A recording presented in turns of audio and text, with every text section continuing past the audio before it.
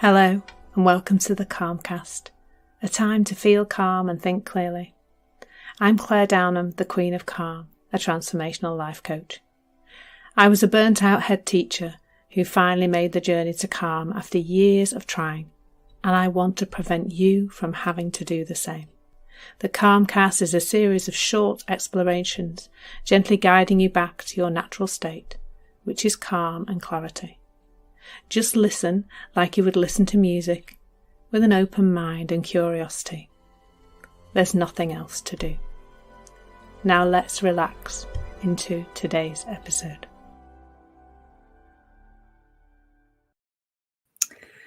So the topic today came from a little post I put out on LinkedIn a little while ago, asking people what they would want to know about confidence, and more than one person asked something along these lines. What's going on when confidence dips, or why isn't it the same all the time, or how can I have more of it, that kind of thing.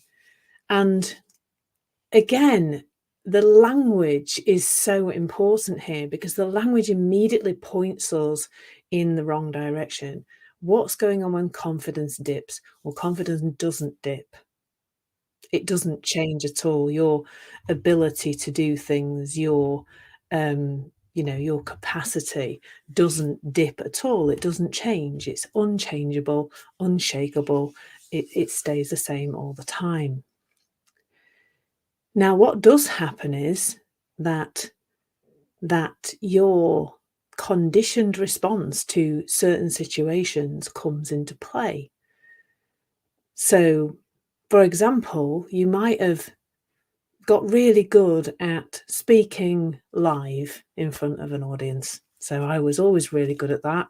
I still love it. I still get a bit of a buzz off it.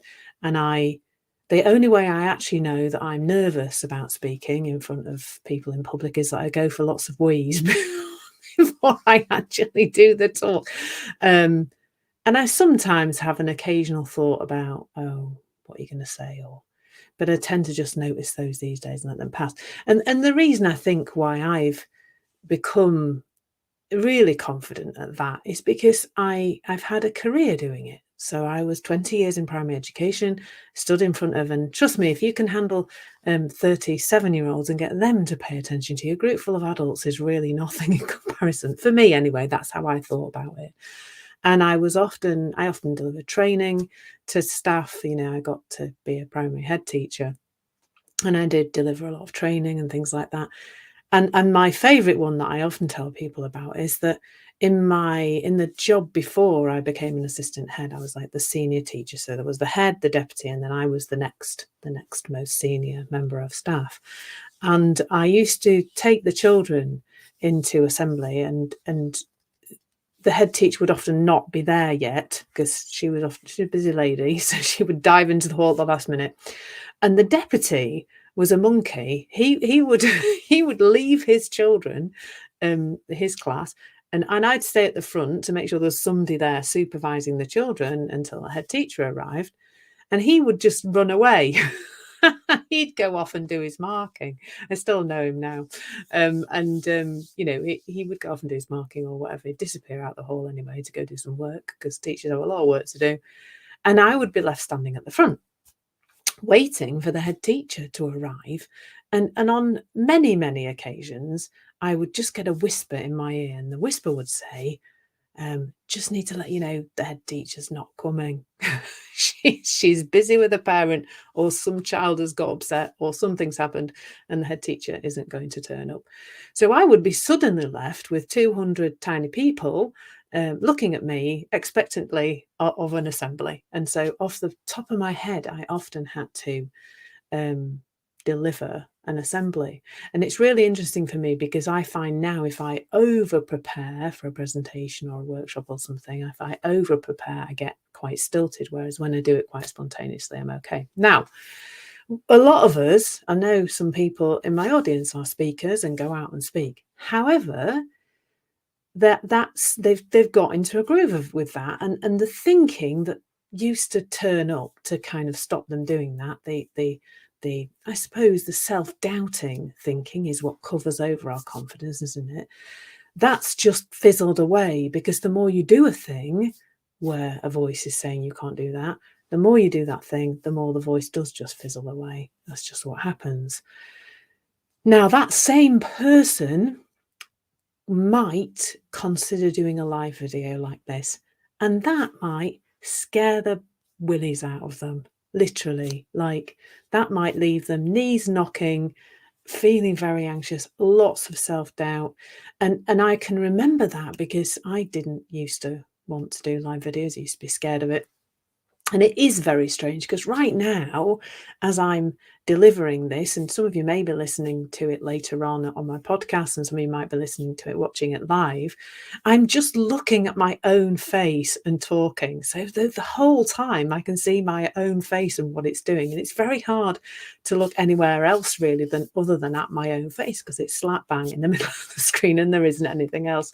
I often wish you could make your own face disappear when you're doing a live. I do that on Zoom. Every time I get on a call, I get rid of my face, so there's just the other person and we're having a nice conversation without my face bobbling around in the top corner, or in the middle on Zoom. Now, the reason we experience this fluctuation in our confidence is whether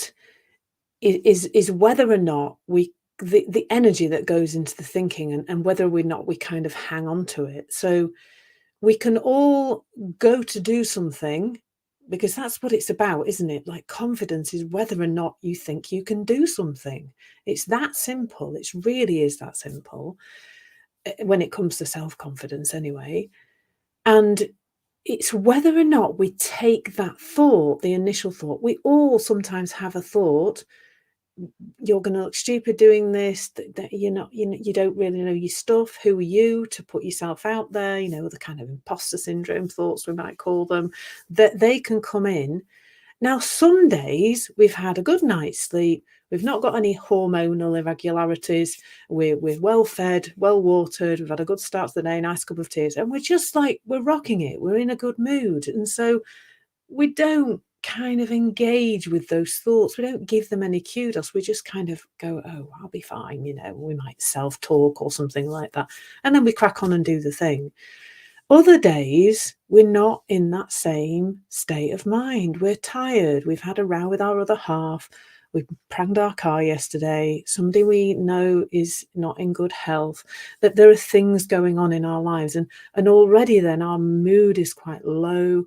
And so then when a thought that says you can't do this comes in, we take it a little more seriously, because we're already in a low mood. We're already not in a good place. Now, that's really all this conversation that I have with people is doing. It's raising our awareness, so that when we're in a low mood and there's this bombardment of unpleasant thoughts about how we're not really fit for this and blah blah blah, we can go, oh actually, I'm in a low mood, I'm tired, I'm not so good, therefore I know not to take this noise in my head so seriously. And that means that we can then get on with things more easily, because we know there's a low mood, or we can just take care of ourselves and be okay that that's where we are right now. It's what makes sense in the moment for each individual person. We don't have to take the thinking that says you're not, the self-doubting thoughts seriously. Remember, the confidence is there all the time underneath that thinking, because really there's a physical body here that can do things, that can, as long as we've got the technical capability, can go onto Facebook or LinkedIn or wherever and press the live button and off we go. It's a bit more technical if you want to do it on LinkedIn, because you have to have secondary, you have to have a third party software in order to do that. But if you've got the technical capability, that's not usually what's in our way, is it? It's unless it's confidence around technology, but it's just the being there and doing it, isn't it? So confidence, I mean, more and more as I'm saying this, it's like confidence doesn't even really exist. Like, we don't need to feel a certain way to do a thing, but we do have thoughts that come in and make us feel like we can't do things, and make us feel just a bit bleh, don't they? And stuck and not capable and self-doubting. But confidence isn't really, it's not really there. It doesn't need to be there. It's just, can your physical body do a thing? If it can do a thing, then the only thing that would stop you doing the thing would be the thoughts that you can't do the thing. Otherwise, you're doing the thing, aren't you? So even like, as I'm saying that, I'm thinking our confidence doesn't even really exist. It's just the lack of thoughts to stop us doing things, the lack of thoughts that stop us doing things, those thoughts that we believe sometimes, the lack of those thoughts, and the next step forward. That's it. There isn't really anything else going on. And what's great about this conversation is that it's uncomplicating something that has become ridiculously complicated. If you search on Google how to feel more confident, you will be blown away by the hundreds of millions, if not billions, of hits that you will get on how to grow, build, develop, increase your confidence. Those are all the words that people are searching for out there. But in actual fact, there's just a physical body that can do things or can't do things. But we're looking at things that we physically can do, but there's thinking coming across telling us we can't. That's it, really. It's so much less complicated. Now, what for me, I've noticed happening over time with me and my clients is that there is a change in that relationship with thought. It just starts to look less true. We're bringing in some understanding of thought and where it comes from, and that it's always just a conditioned response to what's in front of you, and that it's not, that really if the physical form can do something, the thought that says you can't has to be a lie, doesn't it? It has to be a lie. And so we bring in this doubt of the thinking rather than believing the self-doubting thinking. Did you get that sentence? Because I can't repeat it. So I hope you find that helpful. I just love exploring this. And for me, during this session, seeing that there doesn't even need to be confidence, because the ability to move this physical form, to press a button, to go live, to stand up in front of an audience, to do all of those things is innate. It's there, isn't it? Over the top, there's some self-doubting thinking sometimes. But once we stop believing it, we can do absolutely anything. It's amazing. So lots of love. Go out and do the thing.